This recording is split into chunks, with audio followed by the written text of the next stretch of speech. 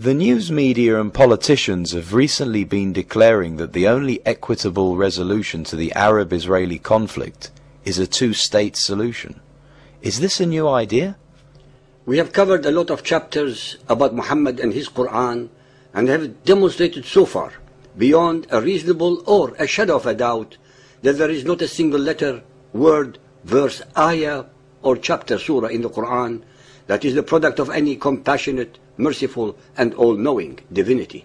We have shown that the Quran is entirely the product of Muhammad's imagination, his alter ego, cleverly projected into the unsuspecting mouth of Allah, the name of the supreme rock god of the pagan Quraysh, embedded in the corner wall of the Kaaba, called the Black Stone.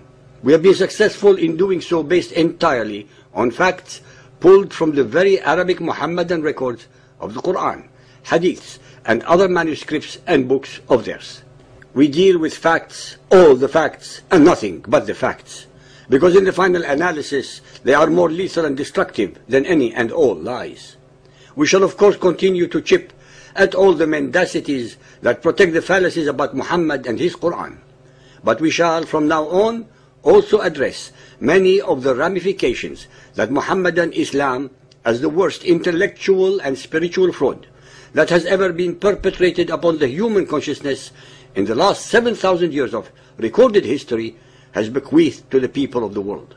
I must yet again remind you, our listeners, that not less than 99.999% of humanity are totally ignorant of the facts that we have so far revealed, and the new facts that we are going to demonstrate in a complementary series of chapters regarding the political legacies of Muhammadan Islam that have been and continue to plague humanity from Africa to America and from Asia to Europe.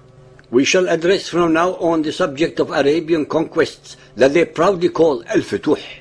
The Arabs and other Muhammadans have been flooding the news media all over the world with insults, admonitions, and alleged horrors of Western Christian imperialism, without once addressing the imperialism of the Arabs and the hordes of Muhammadan Islam, from Iraq to Uzbekistan, from modern Syria to Armenia and the Balkans, from Israel to Mauritania, and from the Sudan to France and Italy.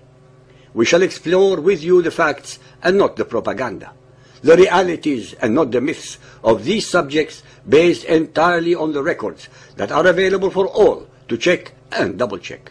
Whilst Western imperialism in the Arab world and North Africa lasted less than 100 years, the imperialism of the Arabs continues unabated for the last 1400 years.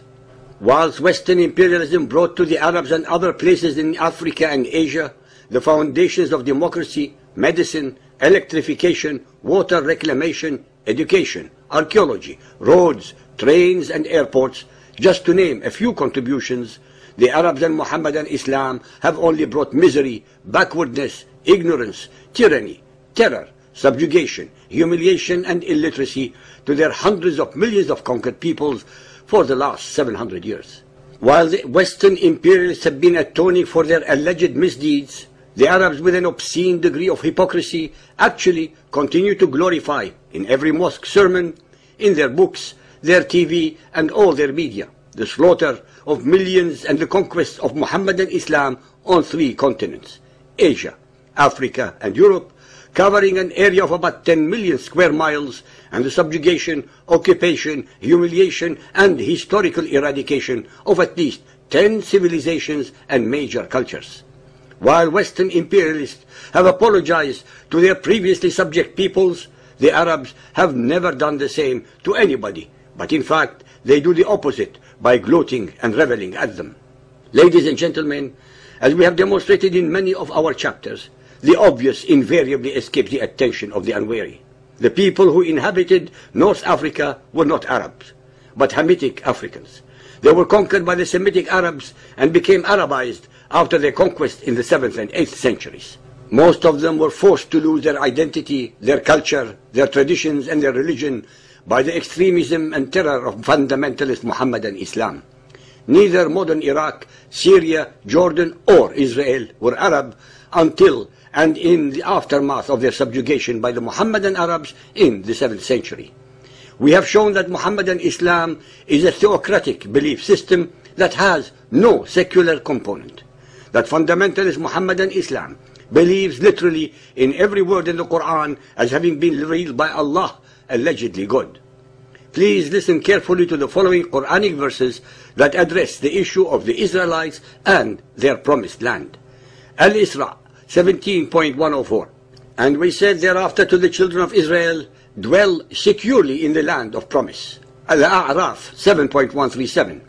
And we made the people considered weak and of no account, inheritors of lands in both east and west lands, whereupon we sent down our blessings. The fair promise of the Lord was fulfilled for the children of Israel because they had patience and constancy. Al-Rum 30.6. It is the promise of Allah, never does Allah depart from His promise. The verses recited earlier are from the very Quran that the followers of Muhammad assert is the words of Allah. If so, on what grounds, either theological or historical, do they claim the whole of the land of Israel only to the Arabs and nothing for the Jews? Does this mean that the all-knowing Allah broke His promise? Nowhere in the Quran, after all, is there a verse that abrogates or overturns the verses above, and hence on Muhammadan Muslim theological foundations alone, the land of Israel belongs to the Jews. Sometimes people make the most fundamental errors. When large numbers of people make mistakes, even monumental ones, it is almost impossible to challenge the resultant prevailing view. For example, it was once the conventional wisdom that the earth is flat. In earlier times, if anyone dared to claim that the earth was round, they would have been burnt on the stake. When, in the 16th century, Nicolaus Copernicus dared suggest that the sun was the center of the solar system and not the earth, he was regarded as a heretic.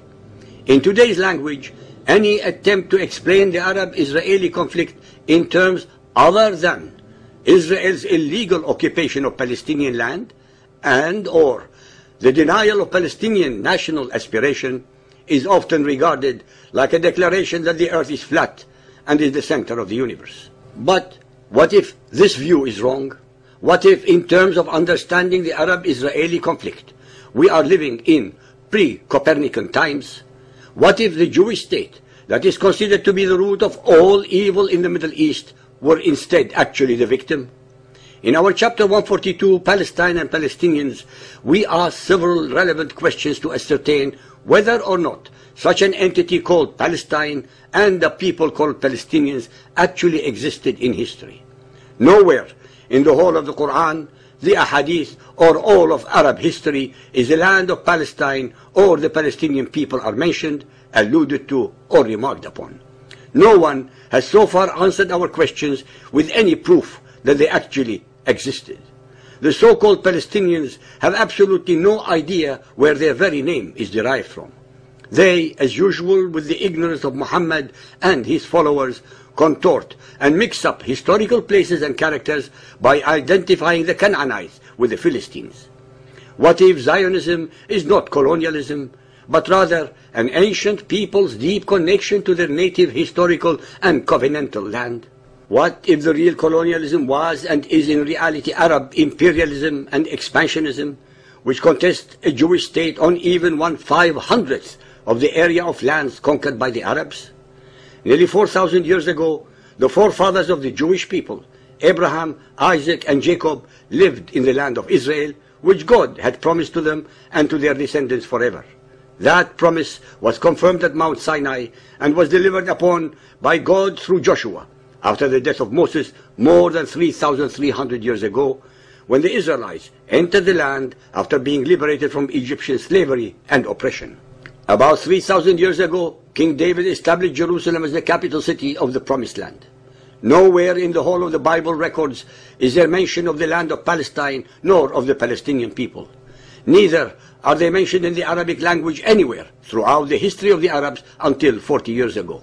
The Jews lived in Judea in the land of Israel for 850 years, until their subjugation and the enslavement and the deportation of many of them by the invading Babylonians in 586 BC. They returned in large numbers 70 years later after their liberation by the Persians, and remained continuously in Judea for the next 700 years until the eviction of many of them by the Roman Empire in 135 AD.